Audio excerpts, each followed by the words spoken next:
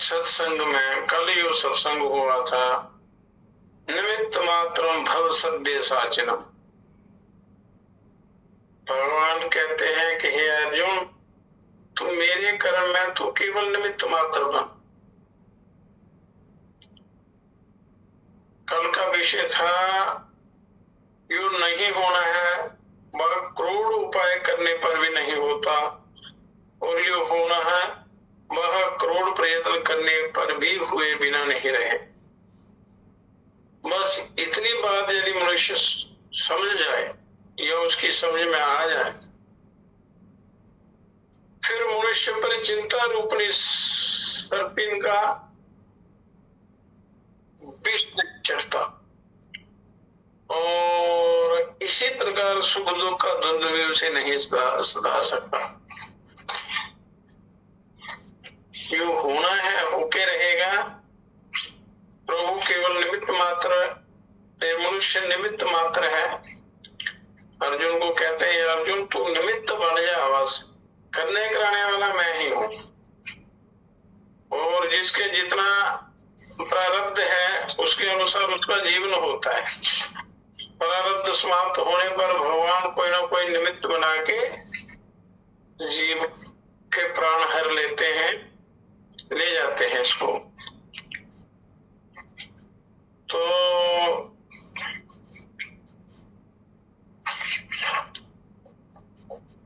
इस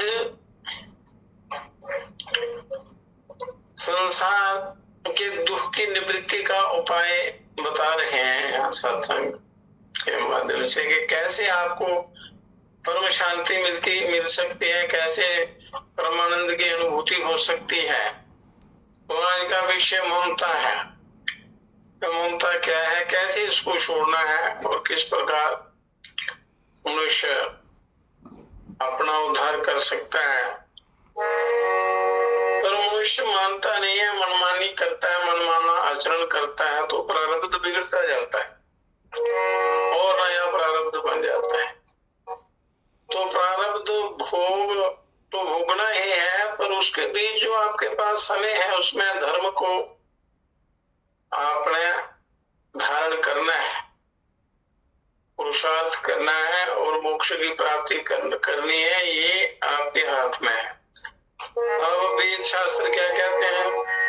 मान मान मान कहिया मान ले मेरा, कहिया मान ले मेरा, जान जान जान रूप जान ले मेरा, मान मान मान कहिया मान ले मेरा, कहिया मान ले मेरा, जान जान जान रूप जान ले मेरा, जान जान रूप जान ले तेरा। रूप जो अपना असली स्वरूप है उसको जानना है अपने, तो इसी शरीर के माध्यम से आप जान सकते हैं। शरीर की महिमा का भी वर्णन किया था कि शरीर माध्यम खलु धर्म साधन, शरीर सब धर्मों का साधन है और आत्म कल्याण के लिए मिला है। तो संत गुरु शास्त्र कहते हैं मान मान मान कहिया मान ले मेरा, जान जान जान रूप जान ले तेरा, कि अपने रूप को इसी शरीर के द्वारा आपने जानना है। जाने बिना स्वरूप के मिटे न दुख कभी, मिटे न दुख कभी, मिटे न दुख कभी, मिटे न दुख कभी। कि अपने आप को जाने बिना, अपने स्वरूप को जाने बिना संसार रूपी क्लेश दूर नहीं होता। जाने बिना स्वरूप के मिटे न दुख कभी, मिटे न दुख कभी, मिटे न दुख कभी, मिटे न दुख कभी। कहते हैं वेद मार मार बात दे सभी, बात दे सभी, बात दे सभी। सत्संग में मन जोड़ तोड़ मोह का घेरा, सत्संग में मन जोड़ तोड़ मोह का घेरा, जान जान जान रूप जान ले तेरा, मान मान मान कहिया मान ले मेरा, कहिया मान ले मेरा, जान जान जान रूप जान ले तेरा। जाने बिना स्वरूप के मिटे न दुख कभी, मिटे न दुख कभी, मिटे न दुख कभी, मिटे न दुख कभी। जाने बिना स्वरूप के मिटे न दुख कभी, कहते हैं वेद बार बार बात ये सभी, कहते हैं वेद बार बार बात ये सभी। सत्संग में मन जोड़ तोड़ मोह का घेरा, तोड़ मोह का घेरा, जान जान जान रूप जान ले तेरा, जान जान जान ले तेरा। आपने अपने मन को सत्संग से जोड़ना है, प्रभु प्रेम करना है, प्रभु से प्रेम करना है, शास्त्रों का स्वाध्याय करना है, श्रद्धा भक्ति सहित महापुरुषों का संग, शास्त्रों का स्वाध्याय और आत्मोन्नति का प्रयत्न करते रहना चाहिए। एक पल भी व्यर्थ नहीं जाने देना चाहिए। सत्संग में मन जोड़ना और मोह को छोड़ना, मोह ममता को छोड़ना। जो आज विषय है कि ममता, ममता क्या है, इसका क्या फल है, इसके धारण करने से क्या होता है और इसको त्याग करने से क्या होता है, ये आगे बताएंगे। जाता है देखने जिसे काशी द्वार का, काशी द्वार का, काशी द्वार का, काशी द्वार का। जाता है देखने जिसे काशी द्वार का, मुकाम है बदन में तेरी उसी यार का। या मनुष्य परमात्मा का, उस आत्मा का, उस परम का मुकाम है बदन में तेरे उसी राम का। लेकिन बिना विचार के सुने नहीं है ना, लेकिन बिना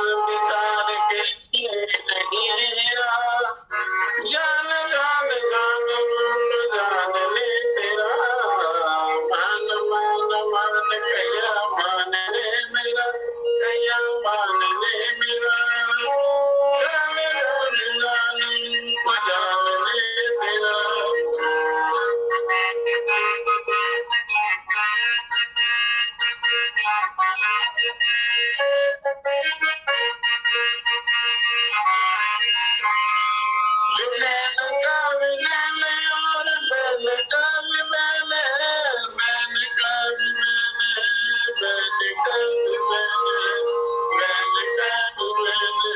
जो नैन का विनैन बैल का विनैन है, जिसके बिना शरीर में न पलक चले, जिसके बिना शरीर में न पलक चले।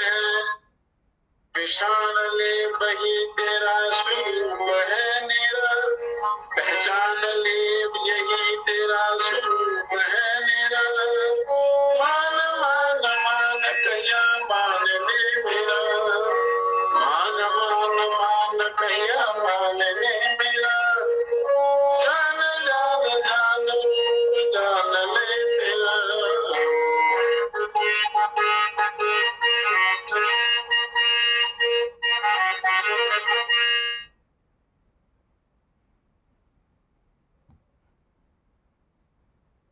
ब्रह्मानंद तुम सही, ब्रह्मानंद तुम सही, ब्रह्मानंद तुम।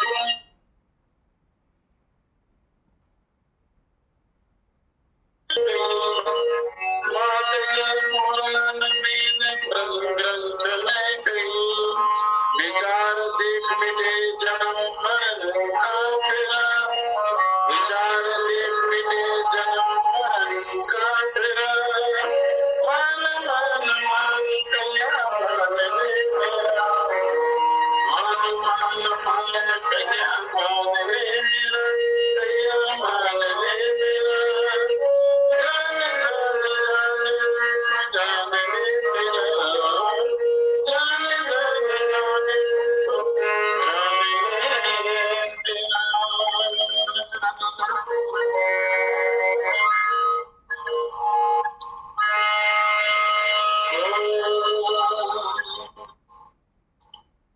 तो अपने स्वरूप को जाने बिना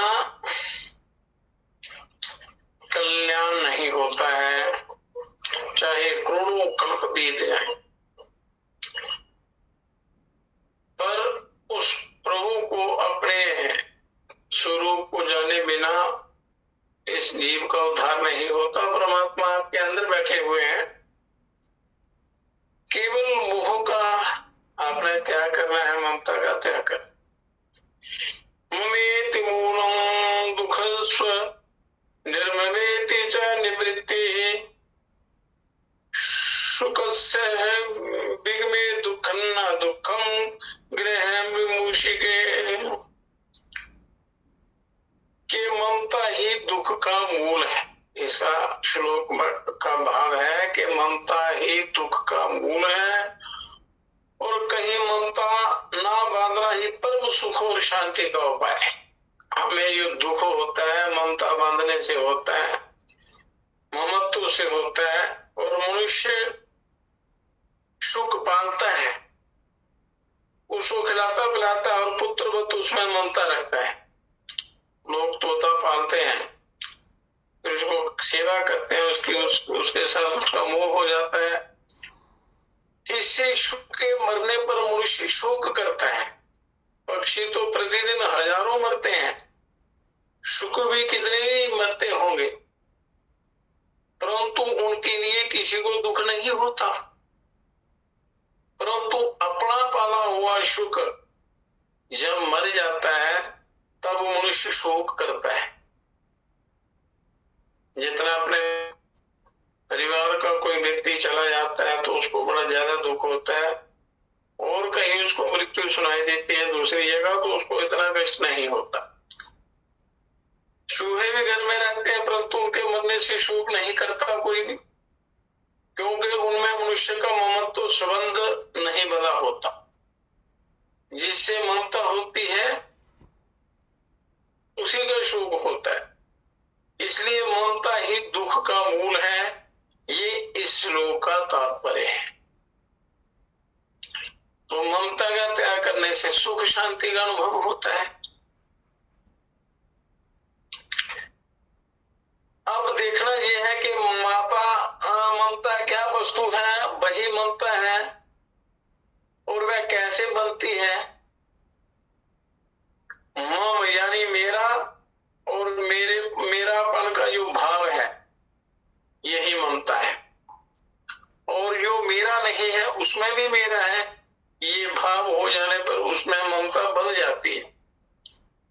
और ममता के विषय के वियोग से दुख हुए बिना नहीं रहता। यहाँ ममता है, जिस भी विषय के साथ, जिस भी वस्तु के साथ वो चली जाने पर, उसका वियोग होने पर मन को बड़ा दुख होता है। तो ममता कैसे बनती है, ये समझने के लिए शास्त्र ने जगत को दो भागों में बांट रखा है। संसार को दो भागों में बांट रखा है। ईशानादि प्रवेशांता सृष्टि ऋषेण निर्मिता, जागृतादि विमोक्षांता संसारा जीव कल्पिता। के परमात्मा योग निद्रा में सोए थे, या कर देखा तो कुछ भी देखना पड़ा, कुछ भी दिखाई नहीं दिया। तुरंत ही संकल्प की स्फूर्ति हुई, एको हम बहुश्यानम, मैं अकेला हूं, अनेक रूप हो जाऊं। ये संकल्प प्रकृति के ऊपर प्रतिफलित होते ही उसके गुण में क्षोभ हुआ और उसमें विविध प्रकार की सृष्टि पैदा हुई। सृष्टि उत्पन्न हुई, उत्पन्न तो हुई, परंतु उसमें कोई क्रिया या गति ना दिख पड़ी, दिखाई नहीं दी। इससे सूर्य जैसे अपनी अनंत किरणों से सारे ब्रह्मांड को प्रकाशित करता है, उसी प्रकार परमात्मा ने अपने अनंत अंशों से सृष्टि में प्रवेश किया, सृष्टि में प्रवेश किया। ऐसा करने पर सारी सृष्टि चेतनामय हो गई और सब अपना अपना व्यवहार करने लगे। ये सब उस परम प्रभु के संकल्प मात्र से हुआ ऐसा, क्योंकि सृष्टि की रचना प्रकृति से हुई है, इसलिए वह स्वभाव से ही विकार वाली है। इसमें विकार हैं, सत रज तम, ये तीन विकार हैं। और इसका अर्थ ये है कि पदार्थों में रूपांतर होता रहता है, पदार्थों में बदलाव होता रहता है, और एक प्राणी पैदा होता है, कुछ समय तक रहता है और फिर नाश को प्राप्त होकर अपने उपादान कारण में मिल जाता है, अपने मूल कारण में चला जाता है। तो शास्त्रों ने इस विकार की 6 अवस्थाएं बताई हैं। वो क्या है?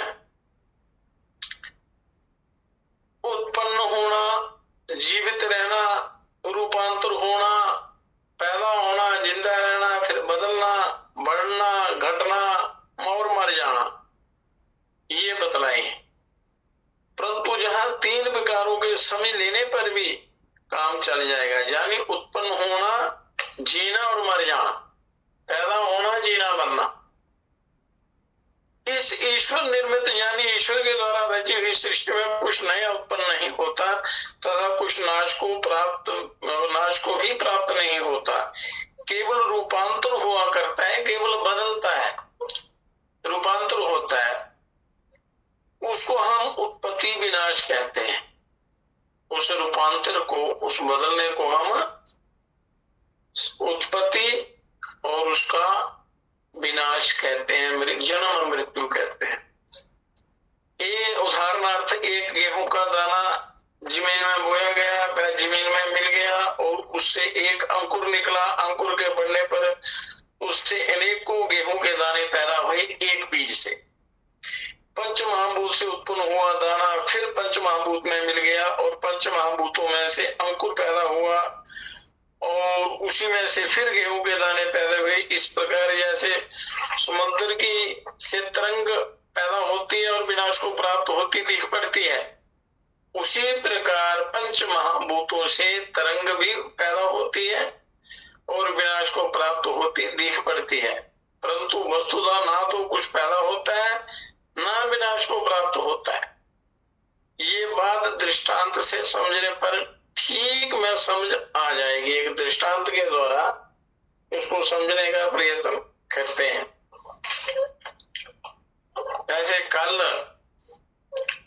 का विषय था कि मनुष्य तो निमित्त मात्र है, करने कराने वाला वही है परम प्रभु, और वो काल, महाकाल। अब दृष्टांत क्या है कि एक बकरी है, वह चरती चरती दूर जंगल में निकल गई और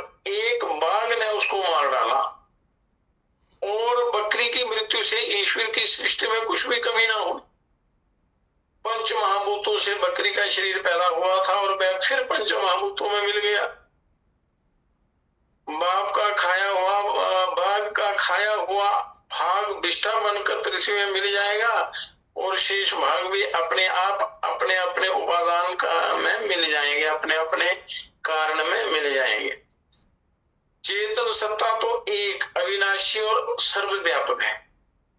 चेतन सत्ता जो है जिसके द्वारा ये जड़ पदार्थ क्रियाशील होते हैं तो एक ही है, सर्वव्यापक है।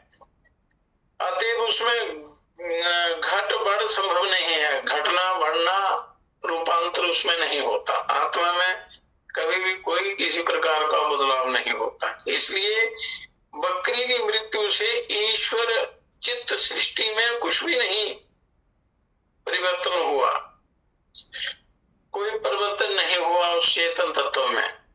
पंच महाभूतों की एक तरंग बकरी के रूप में दिखलाई दी। जैसे समुद्र से तरंग निकलती है, समाप्त होती है, तो बकरी के रूप में उस पंच महाभूतों से एक तरंग निकली और गायब हो गई और वह थोड़ी देर रहकर फिर पंच महाभूतों में मिल गई।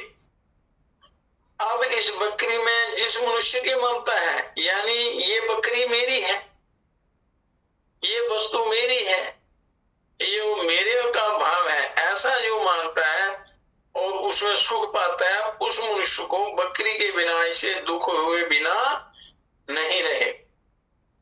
जो आप मेरा मेरा ममत्व बांध लेते हैं, फिर जब उस जो अपना है ही नहीं उसको अपना मान लेना वो दुख का कारण बनता है। उसमें ममता बांध लेना वो दुखों का मूल कारण बनती है। इसलिए उस मूल कारण जो बनता है उसका त्याग कर देना चाहिए। इस दुख के होने का कारण बकरी की मृत्यु नहीं, मनुष्य ने जो ममता की छाप अपने अंतःकरण में डाल रखी थी, उस शाप के नाश होने पर उसको दुख होता है। जैसे हम अपने विषय भोगों के साथ, परिवार में, अपने बंधुओं के साथ इतना ममत्व बांध लेते हैं, ममता बांध लेते हैं, तो उनके जाने से फिर उतना ही दुख होगा। जितनी ममता होगी उतना गहरा दुख होगा और वह शाप जितनी अधिक गहरी होती है दुख भी उतना ही अधिक होता है। जितनी ममता ज्यादा होती है दुख भी उतना ज्यादा होता है। और ये बात शास्त्र में इस प्रकार समझाई गई है, चिंता कुर्यान्न रक्षाये विकृत से यथा पशु तथा अर्प्यन हरो देहम विद में से रक्षणा। जब तक बकरी अपने कब्जे में है तब तक उसे खिलाने पिलाने और दुहने तथा रक्षा करने का भार अपने सिर पर है। परंतु किसी कारणवश उसको बेच दिया,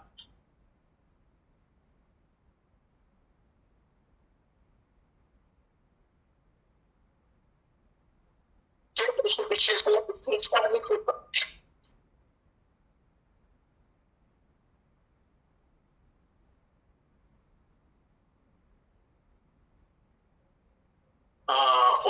से उसकी सारी चिंता दूर हो जाती है। तो बकरी का वियोग तो यहाँ भी हुआ, परंतु अपनी इच्छा से उसका त्याग करने के कारण, जैसे आप बेच देते हैं फिर उसका जो ममत्व खत्म हो जाती है, ममता खत्म हो जाती है, तो वो दुख नहीं होता, उसका त्याग कर दिया होता है अपनी मर्जी से। तो इस कारण हमने अपने चित्त से बकरी की शाप स्वयं मिटा डाली, इसलिए उसका वियोग हमें दुख नहीं देता, उसका वियोग दुख नहीं देता है।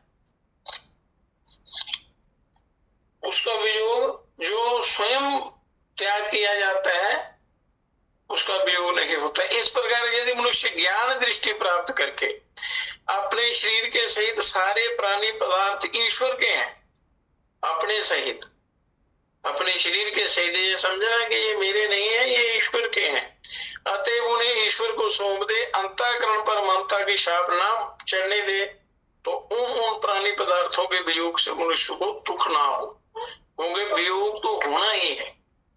तो इसलिए ये दुख कष्ट जो होता है वो ममता बांधने से होता है, ममत्व से होता है।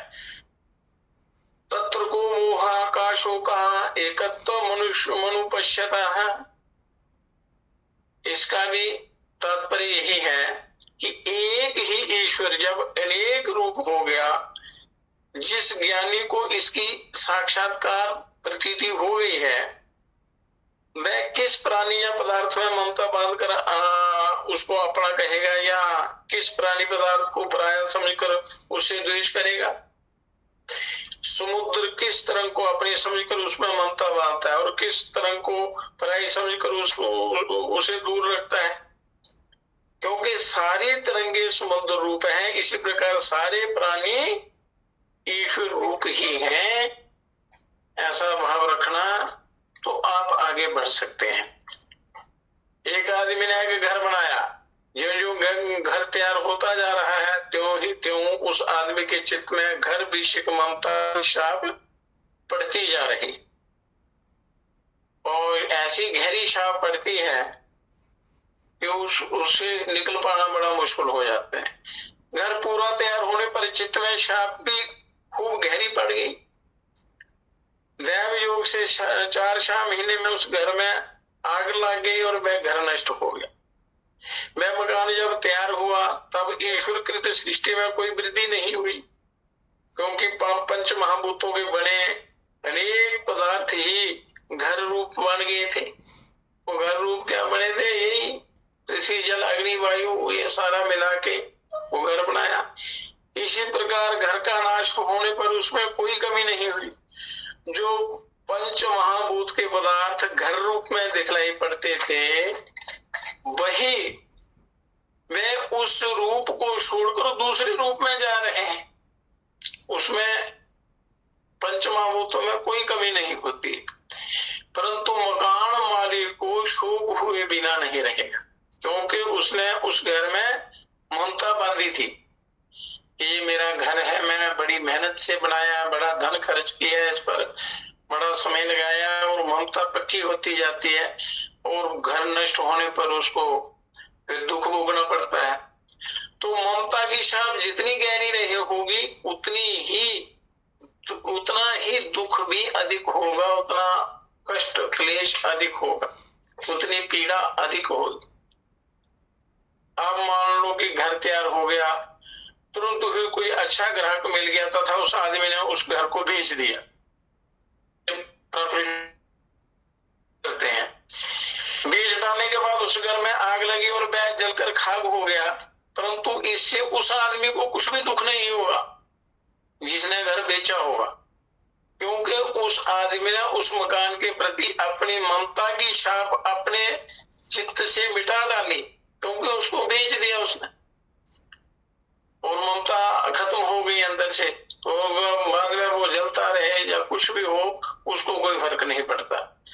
यदि घर के विनाश से दुख हुआ होता तो उस आदमी को दोनों हालातों में दुख होना चाहिए था। वो दुख किसका था? ममता का था। पहले उसने ममता बांध रखी थी, जब मकान जल जाने पर उसको बड़ा दुख हुआ। मकान बेचने के बाद वो ममता उसने खत्म कर दी, फिर भी मकान जला, फिर उसको दुख नहीं हुआ। तो इस प्रकार अन्वय व्यतिरेक युक्ति से सिद्ध होता है कि ममता के कारण ही दुख का अनुभव होता है।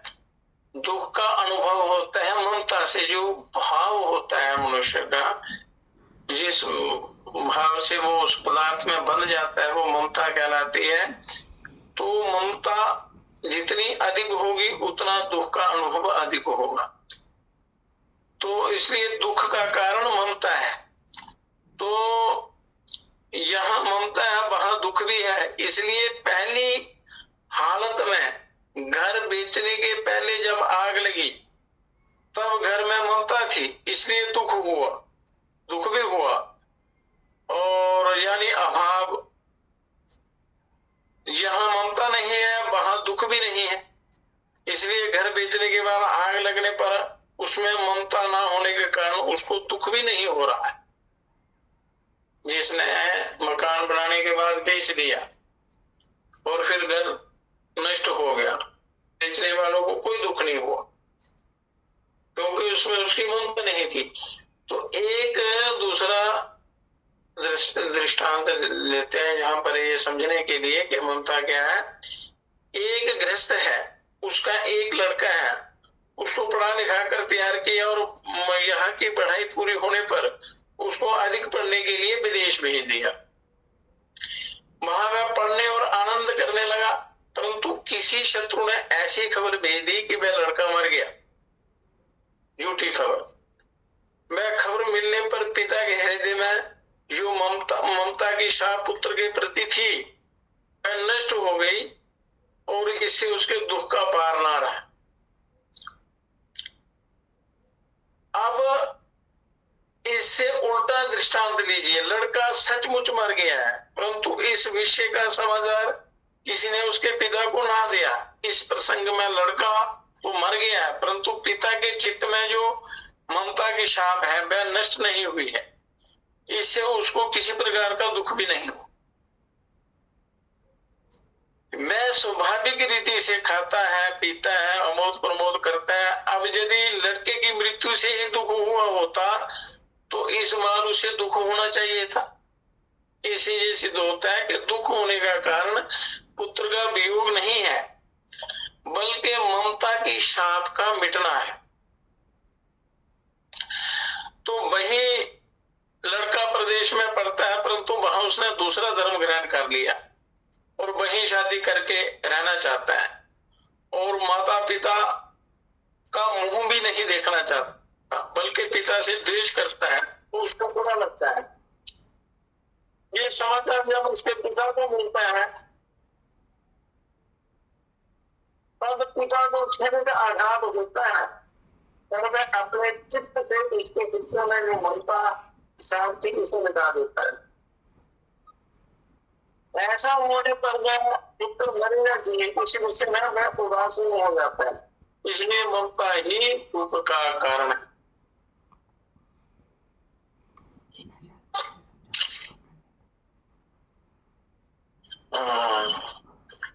तो अब तक हमने देखा है कि ईश्वर निर्मित सृष्टि में कुछ भी घटबढ़ नहीं होती, मतलब कुछ घटता बढ़ता नहीं है, बराबर रहता है। केवल रूपांतर हुआ करता है, केवल रूप बदलता है। नाम के तरंगे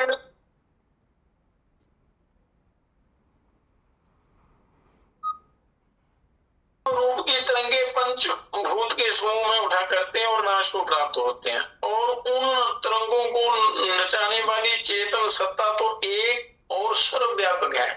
वो सर्वव्यापी है, वो एक है, उसमें किसी प्रकार का कोई विकार नहीं होता। दुख होता है तो केवल ममता के कारण ही। कहने का तात्पर्य है ये ममता जो है, ममत्व जो है, यही दुख का मूल कारण होता है। उसी के कारण मनुष्य भजन नहीं कर सकता, सुखी और दुखी होता रहता है। यदि ईश्वर के प्राणी पदार्थों में मनुष्य ममत्व संबंध ना बांधे तो दुख होने का दूसरा और कोई कारण नहीं होता है। संसार में रहना है तो ज्ञान पूर्वक, तो ज्ञान कहाँ से आता है? वो अच्छे संग से, अच्छी संगति से, अच्छे खान पान से, अच्छे सोच से, अच्छे विचार व्यवहार से। अब जीव अपना संसार कैसे बनाता है ये देखिए। जागृदादि विमोक्षांता संसारा जीव कल्पिता के जीव स्थूल शरीर धारण कर माता के पेट से निकलकर मरण पर्यंत मेरा मेरा करता हुआ प्राणी पदार्थों का संग्रह करता है, पाप करता है, छल कपट करता है अपना करने के लिए। ये जीव की कल्पना का संसार है। तो अब देख, ये जीव की कल्पना का संसार है। अब देखना ये है कि किस प्रकार होता है। ईश्वर ने पृथ्वी बनाई तो मनुष्य ने, ईश्वर ने पृथ्वी बनाई तो मनुष्य ने जितनी देखभाल कर सकता था उतनी जमीन को घेर लिया और ये खेत मेरा है, ये बाग मेरा है, ये पेड़ मेरे हैं, ये फलदार वृक्ष मेरे हैं, इस प्रकार का ममत्व बांध लिया। दूसरे मनुष्य ने भी वैसा ही किया और फिर कहा कि ये खेती बाड़ी मेरी है और ये भाग तेरा है, ये मेरा है, इस प्रकार तेरा मेरा इसमें शुरू हो गया। फिर ईश्वर निर्मित जमीन के नन्हे नन्हे टुकड़े के ऊपर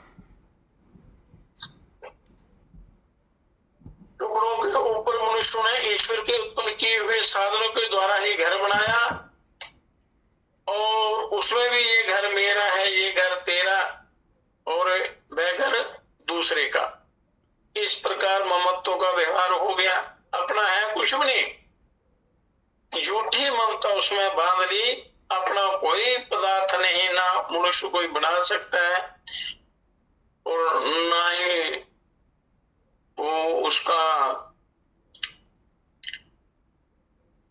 केवल वो ममता बांधता है, केवल दूसरे की वस्तुओं, ईश्वर की बनाई हुई चीजों को मेरा मेरा मेरा ऐसे टुकड़ों में बांट लेता है, लड़ता झगड़ता रहता है और जन्म जन्मांतर तक ठोकरें खाता रहता है।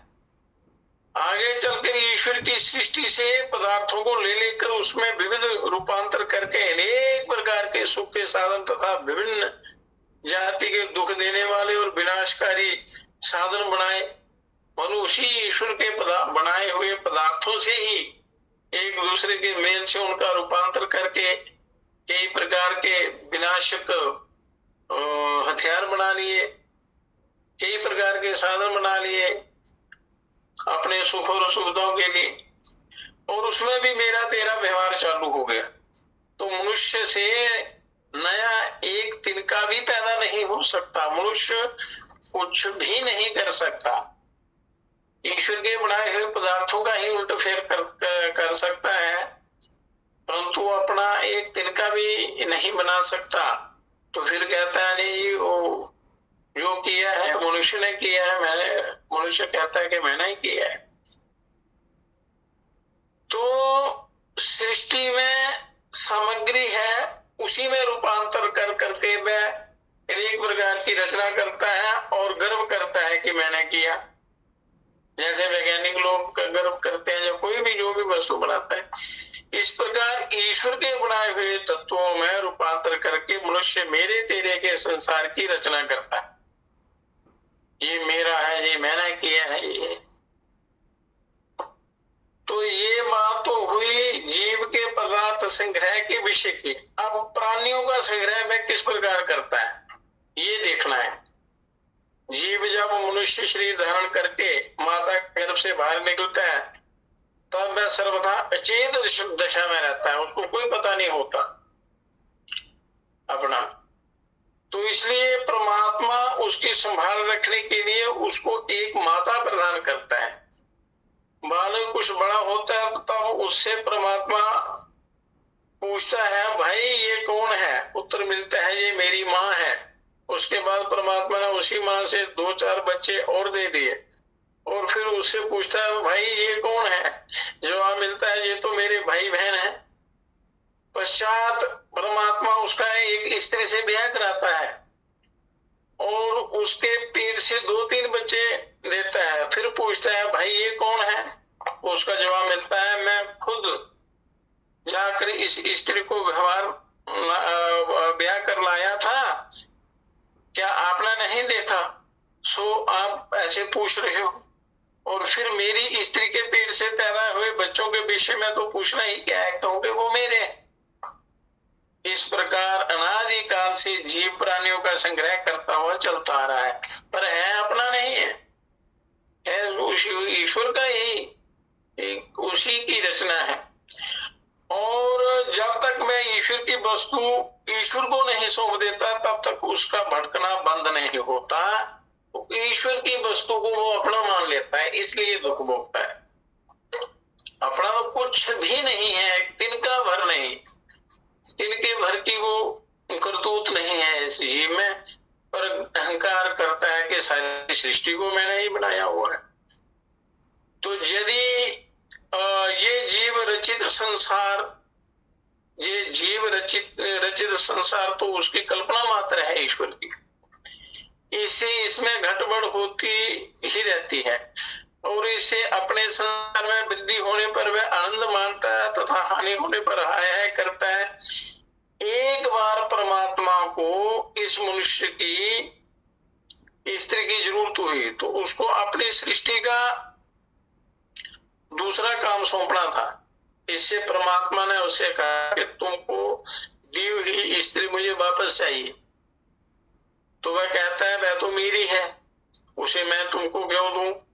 तब परमात्मा उसे थप्पड़ मारकर उसकी स्त्री वापस ले लेता है और वह मनुष्य मुंह बाएं रोता खड़ा रहता है, मतलब दुखी हो जाता है जब परमात्मा ले जाते हैं।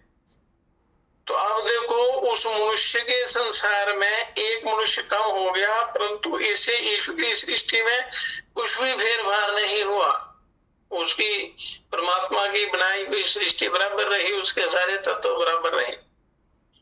ये केवल रूपांतर होता है इसमें, क्योंकि वह स्त्री फिर नया शरीर धारण करके अपने नए वेश में ईश्वर की सृष्टि में किसी के संसार में रहेगी ही।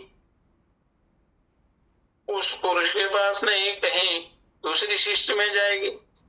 तो ईश्वर कृत सृष्टि और जीव कल्पित संसार को एक नाटक की उपमा दें तो ठीक समझ में आ जाएगा। परंतु संपूर्ण नाटक ये ईश्वर निर्मित सृष्टि है। ये सारा नाटक ईश्वर के द्वारा बनाई हुई सृष्टि है और उसका एक एक दृश्य जीव विशेष का संसार है। और एक नाटक में अनेक दृश्य होते हैं, इसी प्रकार हर जीव का संसार अलग अलग होता है। ये इसी प्रकार समझने की बातें हैं। तो किसी किसी दृश्य में 5 आदमी अधिक भी आते हैं और किसी किसी दृश्य में ऐसा होता है कि 2-4 आदमी उसमें से चले भी जाते हैं और किसी दृश्य में जन्म होता है तो किसी में मृत्यु भी होती है। तो ये सारा संसार चक्र चलता रहता है और किसी में लड़ाई होती है तो किसी में उत्सव भी मनाया जाता है। इस प्रकार दृश्यों में अनेकता ही रहती है और उसमें घट बढ़ हानि लाभ सुख दुख मान अपमान जन्म मरण आदि भी होते रहते हैं। ऐसा ना हो तो उसका नाम नाटक नहीं, परंतु सारे नाटक का विचार करें तो कहीं भी घट बढ़ आदि द्वंद्व देखने में नहीं आते, कहीं किसी प्रकार का उसमें वो कमी नहीं आती या उसमें कोई वृद्धि नहीं होती, क्योंकि जो घट बढ़ दृश्यों में दिखती है वह सच्ची नहीं है, परंतु ममता के कारण जीव की अपने आप कल्पना की हुई थी। वो जीव की कल्पना थी ममता के कारण। तो ये जीव कल्पित संसार केवल जीव की कल्पना ही है, इसलिए अपनी अपनी कल्पना के अनुसार हर जीव का संसार अलग अलग ही होता है, होना चाहिए। ये संसार यदि सच्चा होता तो शरीर के मरने से जीव का अपने संसार के संबंध नहीं छूटता, परंतु हम प्रत्यक्ष देखते हैं कि शरीर के छूट जाने पर उस शरीर के द्वारा रचा हुआ संसार भी छूट जाता है, क्योंकि ममता के द्वारा बनाया होता है कि ये घर मेरा है, ये पुत्र मेरा है, ये स्त्री मेरी है, ये धन मेरा है, इत्यादि इत्यादि। ये सब ममता की रचना है। और जीव जब दूसरा शरीर धारण करता है तब वहां भी नया संसार रचता है और पिछले शरीर के संसार की उसे स्मृति भी नहीं होती। हमारे सभी के पिछले जन्म में हमारी कल्पना के संसार रहे ही होंगे, परंतु आज उनकी स्मृति भी नहीं है। दूसरे जन्म में भूल जाता है आदमी, कुछ भी नहीं होता।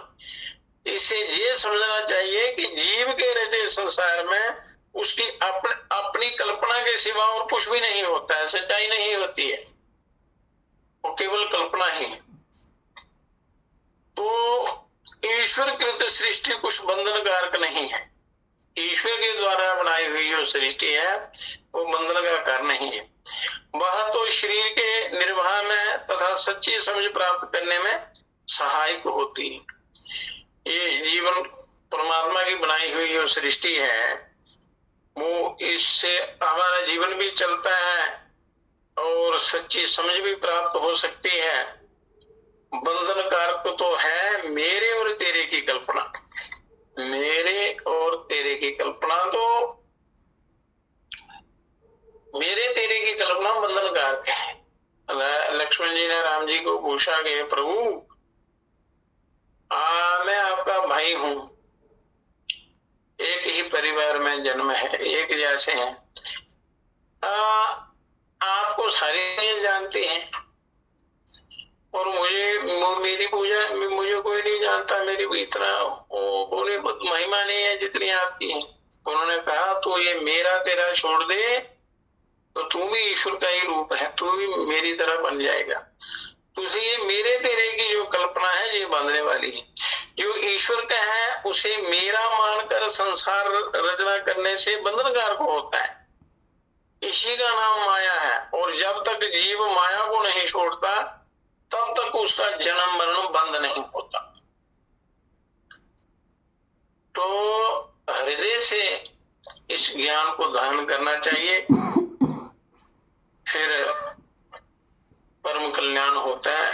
तुलसीदास जी कहते हैं कि मैं असमोर तोर में माया, यानी ये मैं और ये मेरा, ये तू और ये तेरा, यही माया का स्वरूप है।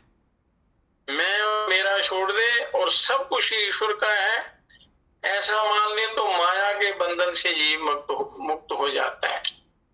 पर बड़े विवेक पूर्वक इस ज्ञान को धारण करना है, विवेक पूर्वक।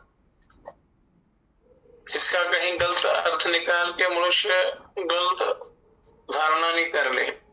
श्री शंकराचार्य कहते हैं का हम बेटी चा ज्ञानम, यानी मैं और मेरा की कल्पना ही अज्ञान है, अर्थात अविद्या या माया।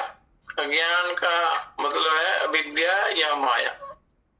ज्ञान अज्ञान की परिभाषा करते हुए महासिद्ध संत श्री राम कृष्ण परमहंस कहते हैं कि मैं और मेरा यही अज्ञान है, तू और तेरा यही ज्ञान है। तो श्रुति भगवती कहती हैं, वो कहती हैं कि ममेति बद्धते जंतुर निर्ममेति विमुच्यते, यानी मैं और मेरा यही मरण जन्म मरण रूपी बंधन का कारण है, मैं और मेरा ममता। और सब कुछ अपने आप भी ईश्वर का है, जो मानने का नाम मुक्ति है। तो ममता का अर्थ है बंधन और ममता के त्याग का अर्थ है भव बंधन से मुक्ति, भव बंधन से मुक्ति। तो इसलिए बंधन और ममता के त्याग का अर्थ है मुक्ति, बंधन से छुटकारा। तो इसलिए इस ममत्व का, इस ममता का त्याग करने से सच्ची शांति, सच्चा सुख, सच्चा आनंद मिलता है, परमानंद की अनुभूति होती है। तो अंतकाल में जैसी मति वैसी गति, क्योंकि जीव ईश्वर के प्रारब्ध अनुसार मनुष्य शरीर मिला, मनुष्य शरीर आत्मोद्धार के लिए मिलता है, आत्म कल्याण के लिए मिलता है। और यदि अंत में अंतिम, ये सारी साधनाएं अंतिम समय के लिए होती है, क्योंकि जो जन्मा है उसने शरीर को छोड़ना ही है, एक ना एक दिन छोड़ना है। तो शरीर छोड़ने में अंतर है। अगर ममता आपके अंदर रहती है, काम क्रोध लोभ मोह अहंकार इत्यादि ये शत्रु आपके अंदर रहते हैं, या आपका व्यवहार कैसा है, आपका प्रतिदिन का संग कैसा है, तो पूरी उम्र जैसा संग होगा उसी के अनुसार आपका अंतिम समय में भाव होगा, वैसा ही विचार होगा, वैसी मति होगी। अंतमति सो गति, शास्त्रों में ऐसे भी लोग बोलते हैं, शास्त्रों में लिखा है, संत महापुरुष कहते हैं।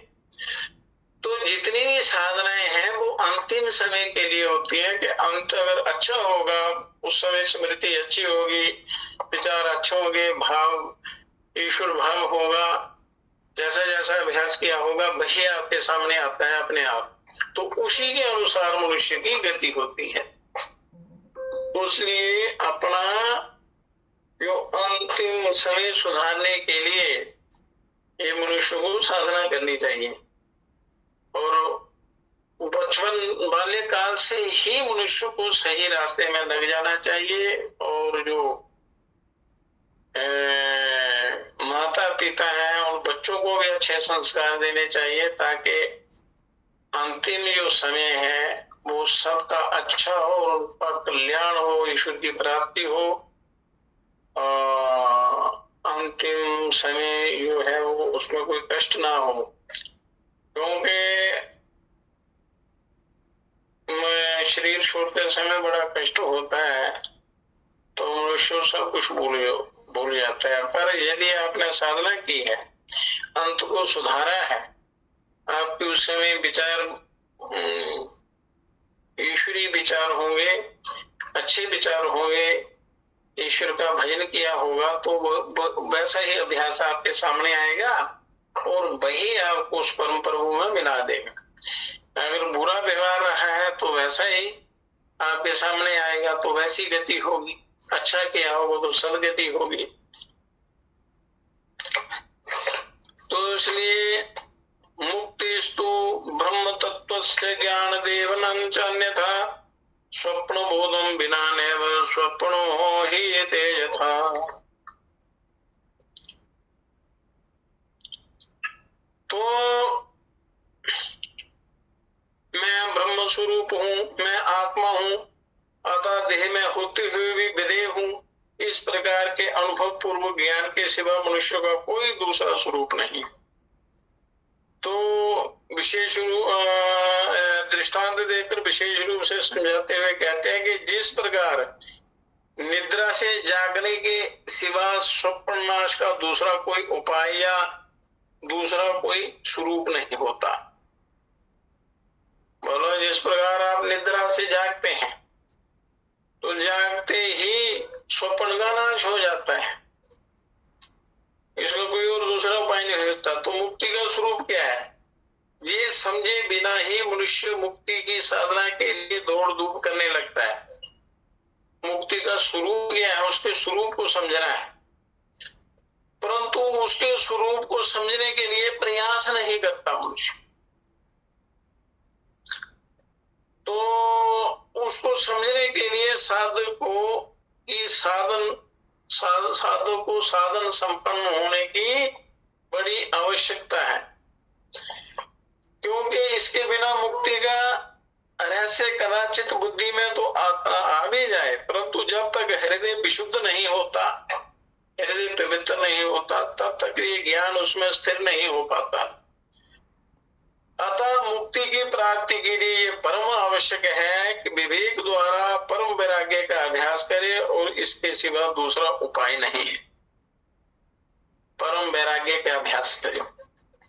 अभ्यास और वैराग्य के द्वारा मनुष्य आत्मोद्धार कर सकता है। अर्जुन ने कृष्ण जी को पूछा, प्रभु मन बड़ा दुष्कर है, बड़ा चंचल है, बड़ा प्रबल है, शक्तिशाली है, ये वश में नहीं होता। भगवान कहते हैं निश्चय ही ये बड़ा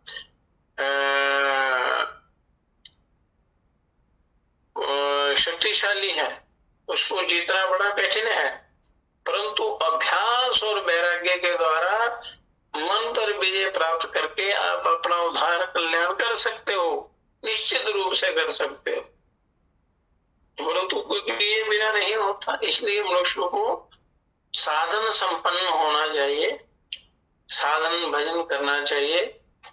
तो इसके लिए अनेक शास्त्र हैं, ऋषि मुनियों ने अनेक उपाय बताए हैं, स्वयं परमात्मा ने गीता ऐसे दिव्य ग्रंथ दिए हुए हैं, उनमें दिव्य ज्ञान भरा पड़ा है। और जो मार्गदर्शक लोग हैं, सिद्ध लोग हैं, जिन्होंने साधनाएं कर करके ईश्वर का साक्षात्कार भी किया और मनुष्य के लिए रास्ता सरल बना दिया है, उस पर मनुष्य को चलना चाहिए। उसके लिए अभ्यास और साधना करनी चाहिए, वैराग्य को धारण करना चाहिए। तो इसका मूल है वो सत्संग, अच्छे लोगों का संग। वहीं से आपको साधना अभ्यास इत्यादि मिलेगा। तो व्यर्थ की बातों में, व्यर्थ के संसारिक झंझटों में अपना समय जाया ना करके आत्मोद्धार के लिए प्रयत्न करना चाहिए, क्योंकि ये शरीर बार बार नहीं मिलेगा, समय भी नहीं मिलेगा और फिर 84 लाख योनियों में जाना पड़ेगा। तो ईश्वर ने बड़ी कृपा करके शरीर दिया है, सारे साधन भी दिए हैं, अवश्य और प्रमाद को छोड़कर मनुष्य को अपना साधन करना चाहिए, साधन संपन्न होना चाहिए, उसके बिना कोई रास्ता नहीं है। तो इसलिए आज का सत्संग यही समाप्त करते हैं। कल का विषय यही होगा कि अंत काल में जैसी मति वैसी गति, तो अंत काल को कैसे सुधारे। इतना तो करना स्वामी जब प्राण तन से निकले। तो ऐसा अभ्यास होगा, वैसे ही अंतिम मति होगी, उसी अनुसार गति होती है। तो इसका वर्णन कल करें। हे परम पिता, हे विश्व पिता, हे राष्ट्र पिता, हे जगदाधार। आपने इसके लिए करना क्या है?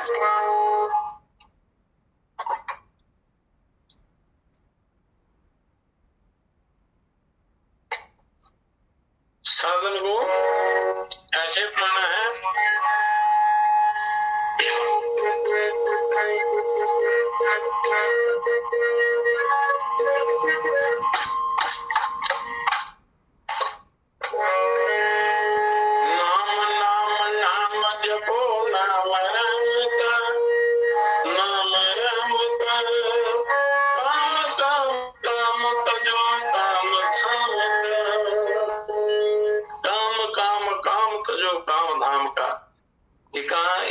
इसका अर्थ है कि ये संसार के विषय भोगों में या संसार की माया में जो ममता बांध रखी है उसका त्याग करो।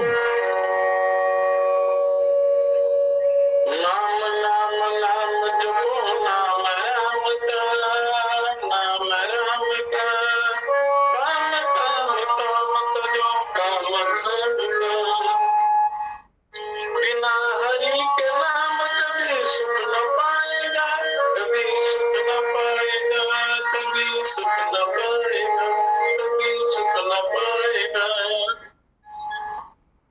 बिना हरि के नाम कभी सुख न पाएगा, मर करके अंत काल में तू नरक जाएगा, मर करके अंत काल में तू नरक जाएगा। मिलेगा बार बार तुझे तन गुलाम का, तन गुलाम का। नाम नाम नाम जपो, नाम राम का। बार बार मिलेगा तुझे तन गुलाम का। मतलब मनुष्य जो जोड़ियां, मनुष्य के अलावा जो जोड़ियां हैं, बार बार आपको वो शरीर मिलेंगे। कहीं आखिरी मौका मिलता है मनुष्य शरीर, तो इसलिए उसमें अपना सुधार कर लेना चाहिए।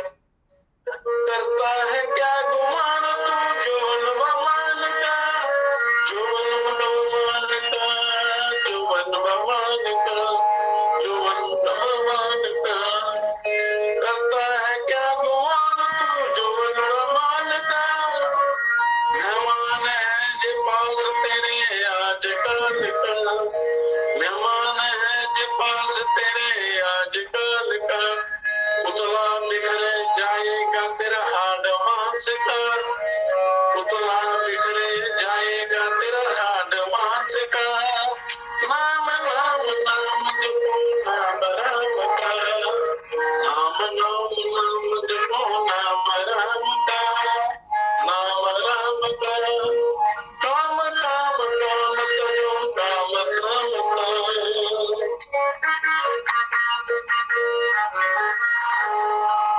तब योग यज्ञ दान कर्म है बड़े सही, कर्म है बड़े सही, कर्म है बड़े सही, कर्म है बड़े सही।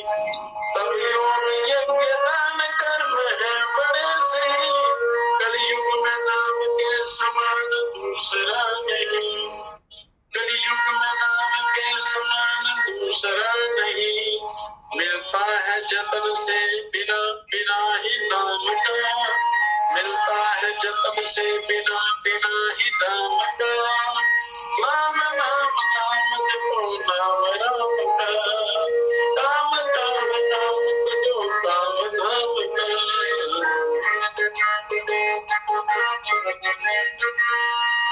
नाम नाम नाम जपो नाम राम का, काम काम काम जो काम धाम का, पाकर मनुष्य का जन्म, पाकर मनुष्य का तन जो हरि नाम ना लिया, हरि नाम ना लिया, हरि नाम ना लिया, हरि नाम ना लिया, पाकर मनुष्य का तन जो हरि नाम ना लिया, चिंतामणि को मूल कांच से बदल दिया, चिंतामणि को मूल कांच से बदल दिया, ब्रह्मानंद भजन के बिना जीना न काम का, ब्रह्मानंद भजन के बिना जीना न काम का, नाम नाम नाम भजो नाम राम का, नाम नाम नाम जपो नाम राम का, नाम नाम नाम जपो नाम राम का, काम काम काम करो काम धाम का, काम काम काम धाम का।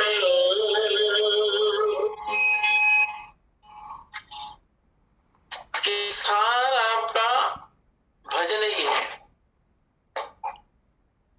बिना उस प्रभु के नाम के, उस चिंतन के, उसके बताए हुए मार्ग पर चले बिना कल्याण नहीं होता है।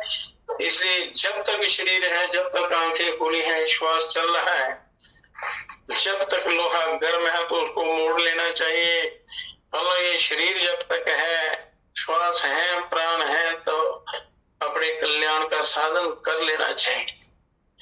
हे परम पिता, हे विश्व पिता, हे राष्ट्र पिता, हे जगदाधार, हे करुणामय दीन दयालु, पूर्ण गुरु हे अपरंपार, हे महेश अब शीघ्र कृपा कर, हमें दीजिए योग विचार, मानवता के प्रेरक बनकर, नाथ करे सुखमय संसार, हे परम पिता, हे विश्व पिता, हे राष्ट्र पिता, हे जगदाधार। श्री रामलाल महाप्रभुवे नमः, श्री चंद्रमोहन सद्गुरुवे नमः, श्री नित्यानंद महाप्रभुवे नमः, श्री हरिभक्त चैतन्य सद्गुरुवे नमः, सर्वेभ्यो देवेभ्यो नमः, श्री सूर्यानंद महाप्रभुवे नमः, जनता जनार्दनाय नमः।